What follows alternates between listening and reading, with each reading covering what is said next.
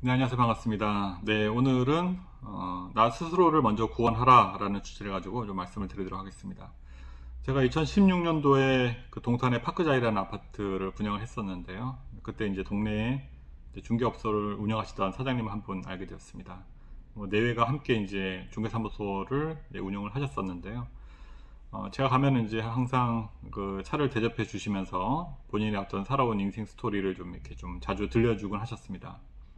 신혼 때부터 참 어려우셨더라고요. 네, 이렇게 비키니 옷장 하나만 두고 이렇게 신혼 생활을 시작하셨는데 지금은 많은 투자를 통해서 이제 부를 좀 많이 이루셨더라고요. 근데 그분이 이제 말씀하신 것 중에 하나 인상적으로 남는 것이 뭐냐면 본인들이 이렇게 부를 이룬 과정에 있어서 주변에서 손 벌리는 사람이 없었기 때문에 본인들이 이렇게 투자의 스텝이 꼬이지 않고 잘 올 수 있었던 것 같다라고 말씀하시면서 그것만으로도 참 큰 복이라고 생각한다 이런 얘기를 하시더라고요.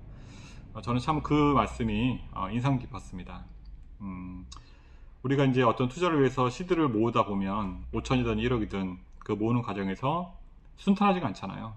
꼭 어떻게 이렇게 좀 돈 들어갈 일이 생기는지, 뭐 집안에 누군가가 형제가 자매가 이렇게 경제적으로 좀 어려워서 또 이렇게 좀 돌봐줘야 되는 상황이 생긴다든지, 아니면 뭐 사업을 해야 되는 또 가족이 있어서 일부를 또 보태주고, 아니면 뭐 친구가 또 절친이 정말 어렵게 돼서 돈을 또 이렇게 좀 융통해 달라고 연락이 오든지, 뭐 일가 친척들 마찬가지죠. 이렇게 좀 내가 뭔가 좀 투자를 위해서 좀 시대를 만드는 과정에서 주변에서 그런 사람들이 없이 순탄하게 이렇게 가는 경우가 정말 드문 것 같아요.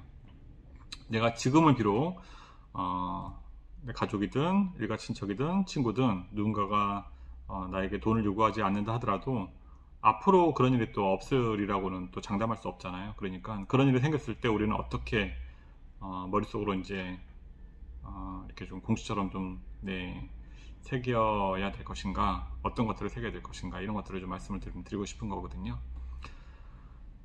저 같은 경우는 일단 머릿속에 어떻게 공식을 넣어놨냐면 1번 나를 구원한다, 2번 나를 구원했으면 가족을 구원한다, 3번 가족까지 구원했으면 그 다음에 이제 다른 사람을 둘러보는 거죠. 어떤 뭐 기부 행위가 될 수도 있고, 어려운 사람에게 뭐 필요한 돈을 또 이렇게 좀 필요하다면 그냥 드릴 수도 있겠죠, 친구든. 그래서 일단은 우리가 먼저 좀 오버하지 않았으면 좋겠어요. 내가 아직 나 스스로도 구원하지 못한 상태인데 내가 누구를 도와준다? 이건 제가 볼 때는 좀 바람직하지 않은 것 같습니다. 가족과 함께 이렇게 배를 타고 있는데 배가 침몰해요. 다른 가족 구성원에 의해서. 그러면 너 가족이니까 나랑 같이 가족의 의무를 다하자, 같이 이 배에 있어서 가라앉자, 이건 아니잖아요. 나라도 구멍조끼를 입고 구명보트를 타고 빠져나와야 내가 뭐 다른 구조대를 데려오든, 아니면 내가 좀 이제 다시 좀 정신을 차리고 그들을 구하러 가든 할 거 아니에요. 그러니까 침몰하는 배에 같이 타고 있으면 같이 망하는 거죠. 내가 보기에는 뻔히 이게 지금 방향 자체가 안 좋은 방향으로 흘러가는데 계속 좀 돈을 요구한다. 침몰하는 배인데 이 배에다가 페인트 칠을 할 수는 없잖아요. 그쵸? 어차피 버려야 되는 배는 버려야 됩니다. 그래서 저는 항상 말씀드리지만 내가 스스로가 서 있지 않으면 다른 사람들을 돌보지 말라라고 말씀을 항상 드립니다. 제가 얼마 전에 책을 읽었는데 그 전국시대에 양주라는 인물이 있었다고 해요. 그 맹자가 굉장히 좀 비난했던 사람인데, 양주라는 사람이 어떤 말을 했냐면 이런 말을 했습니다. 정강이에 난 털 하나로, 자기 털이죠. 자기 정강이에 난 털 하나를 뽑아서 천하가 이롭게 된다 한들 나는 이 정강이에 난 털 하나를 뽑지 않겠다 라고 양주가 말했습니다. 물론 이제 그 함의, 다시 말해서 이제 뭐 숨겨진 뜻은 다른 뜻이 있지만 그것까지 말씀드리면 너무 장황하기 때문에 말씀드리진 않고요.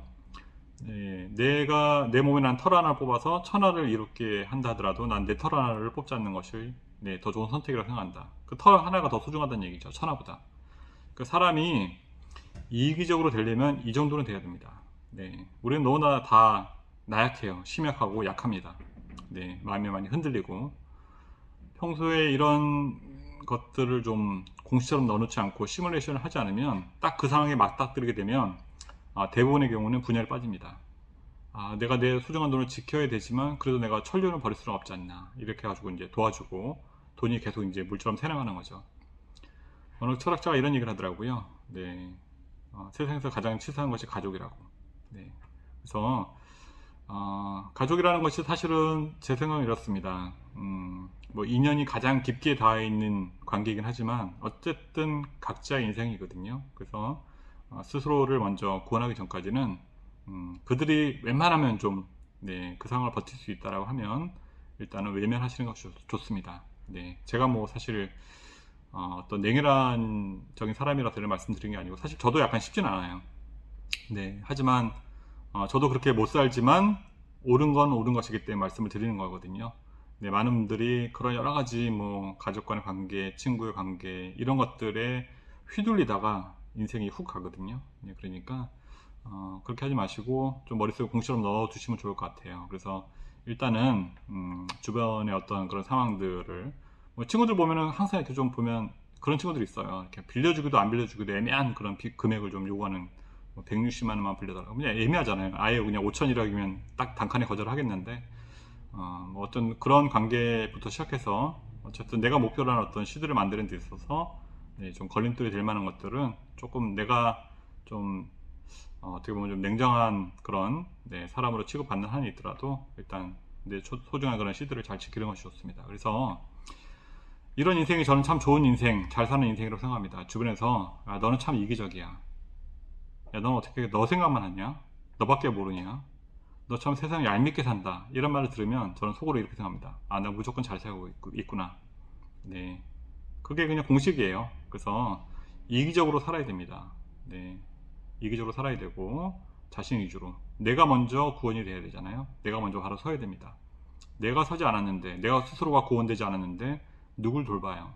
예, 그거는 제가 볼 때는 오바라는 거죠. 그래서 우리 모두 일단 목표라는 어떤, 네, 지향점이 있다라고 하면 그 소실점을 향해서, 네, 꾸준히 정진하면서 일단은, 예, 나를 먼저, 네, 구원하는 것을 1차 목표로 삼고 그 다음에, 네, 가족, 그 외 사람들을, 예, 구원하는 것을 목표로 하는 삶을, 네, 지향한다면 좋겠다라는 생각합니다.